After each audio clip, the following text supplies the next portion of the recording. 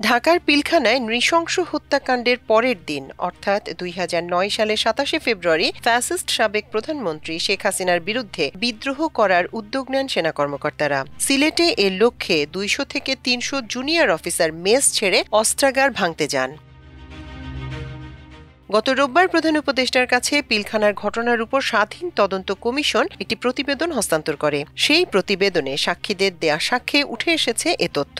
BDR বিদ্রোহ বাংলাদেশের ইতিহাসে একটি কলঙ্কজনক অধ্যায়। ২০০৯ সালের ২৫ ও ২৬শে ফেব্রুয়ারি ঢাকায় তৎকালীন সীমান্তরক্ষী বাহিনী বাংলাদেশ রাইফেলসের সদর দপ্তর পিলখানায় বিদ্রোহী জওয়ানদের হামলায় নিহত হন ৫৭ সেনা কর্মকর্তা।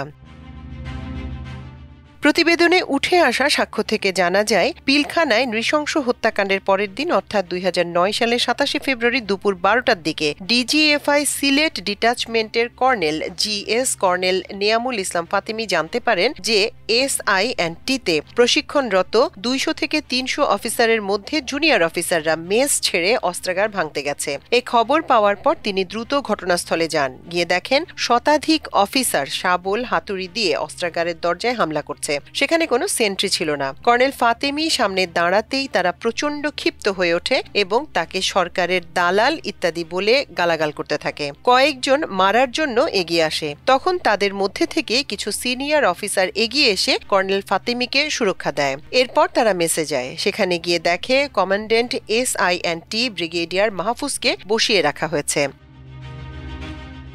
পিলখানায় নৃশংস হত্যাকাণ্ডের ঘটনা তদন্তে বর্তমান অন্তর্বর্তী সরকার গঠিত জাতীয় স্বাধীন তদন্ত কমিশনের প্রতিবেদনে ৪৭ নম্বর কয়েদির সাক্ষীর জবানবন্দিতে এসব চাঞ্চল্যকর তথ্য উঠে এসেছে।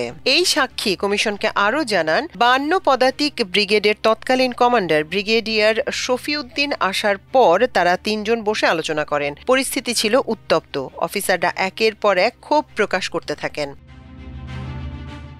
অফিসাররা সেনাপ্রধান জেনারেল মঈন ইউ আহমেদের সঙ্গে কথা বলতে চান, সেনাপ্রধানকে তাদের সামনে দেখতে চান। কর্নেল ফাতেমি তৎকালীন ডাইরেক্টর CTIB পরবর্তী সময়ে DGFI এর ব্রিগেডিয়ার জেনারেল মামুন খালেদকে ফোনে ঘটনা জানান। Brigadier general Mamun Khaled colonel ফাতেমিকে তৎকালীন প্রধানমন্ত্রী সামরিক উপদেষ্টা মেজর জেনারেল তারেক সিদ্দিকের সাথে কথা বলতে বললে কর্নেল ফাতেমি সঙ্গে সঙ্গে কথা বলেন। মেজর জেনারেল তারেক সিদ্দিক জানান যে সেনাপ্রধান আসতে পারবেন না। লেফটেন্যান্ট জেনারেল জাহাঙ্গীর আলম চৌধুরী বর্তমান স্বরাষ্ট্র উপদেষ্টা SINT-তে ছাত্রদের সঙ্গে কথা বলতে যাবেন।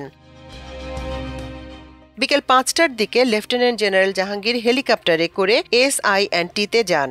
সিলেটে প্রশিক্ষণরত বিক্ষুব্ধ জুনিয়র সেনা কর্মকর্তাদের সঙ্গে মেজর জেনারেল জাহাঙ্গীর ২ ঘণ্টা কথা বলে তাদের শান্ত করেন। মাল্টিমিডিয়া ডেস্ক, আমার দেশ।